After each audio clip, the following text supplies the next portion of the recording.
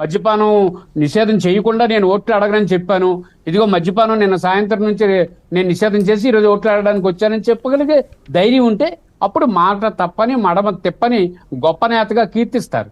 కానీ ఆయన చెప్పినవి చేయకుండా 2012, 14, 18లో డిఎస్సి ఇస్తే ఈరోజు 19లో అధికారం వచ్చిన జగన్మోహన్ రెడ్డి 24 వరకు డిఎస్సి ఇవ్వకపోతే నువ్వు ఆ రోజు వచ్చేమని డిఎస్సి ఇస్తాను ప్రతి సంవత్సరం అని చెప్పి అగ్రిగోల్డ్, అక్షయ్ గోల్డ్ బాధితులకు వెంటనే 3 నెలల్లో సెటిల్ చేస్తానని చెప్పి, అలాగే రాష్ట్ర వ్యాప్తంగా జూనియర్ లైన్ మెన్లు 40,000 మంది ఉంటే వాళ్ళకి ఏమని వెంటనే రెగ్యులేట్ చేస్తానని చెప్పి, అలాగే అంగన్వాడీ వాళ్ళకి లేకపోతే మీకు మున్సిపల్ సిబ్బందికి అన్ని పూర్తిగా నేను రెగ్యులేట్ చేస్తానని చెప్పి ఏమీ చేయకపోగా నేను మాట తప్పను మడమ తిప్పనని ఎట్లా చెప్తారు?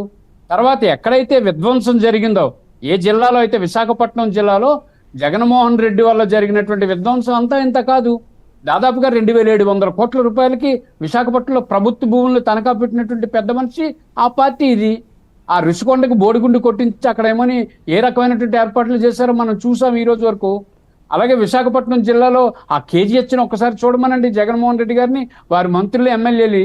అలాగే Visakha institute of medical science లో ఎందుకు మౌలిక సదుపాయాలు లేక రోగులు అల్లాడిపోతున్నారో కనుక్కోమనండి అక్కడ ఉన్నటువంటి మంత్రులు, ఎమ్మెల్యేలు, సీనియర్ శాసనసభ్యుల్ని. అదేమి మాట ఉత్తరాంధ్ర సుజల స్రవంతి కోసం నువ్వేం చేసావా అని అడిగితే సమాధానం చెప్పలేని స్థితిలో ఉన్నారు. ఈ రోజు వెంకటకృష్ణ గారు ఆ వేదిక మీద దానికి సిద్ధమని చెప్పమనండి. కనీసం వాళ్ళ చెల్లికైనా చెప్పనండి సమాధానాలు. చెల్లి ప్రశ్న చంద్రబాబు నాయుడుకో, పవన్ కళ్యాణ్కో, బాబుజీ గారికో అవసరం లేదు.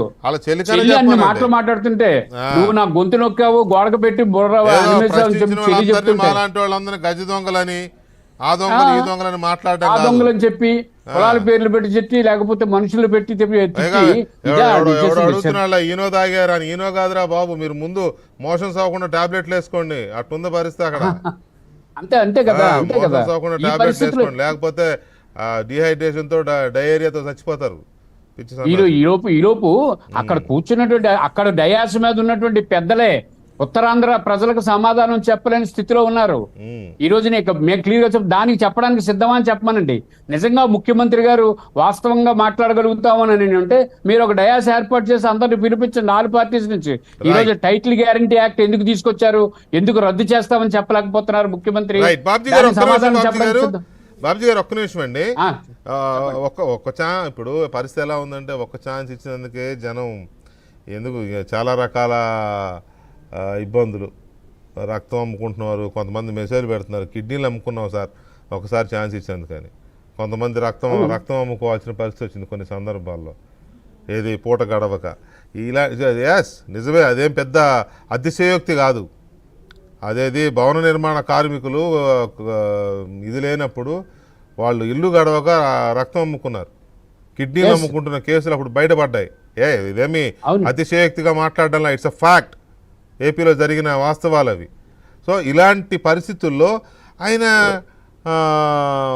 రామాలయం నిర్మించిన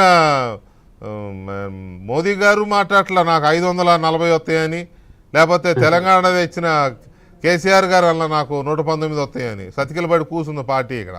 అలాంటిది ఆయన మరి ఇంత చేసి రాష్ట్రం అంతా ఏం చేయాలి, మాటల్లో లేనంత నాశనం చేసి ఇప్పుడు ఆయన 175 మళ్ళీ 175 అంటున్నారు.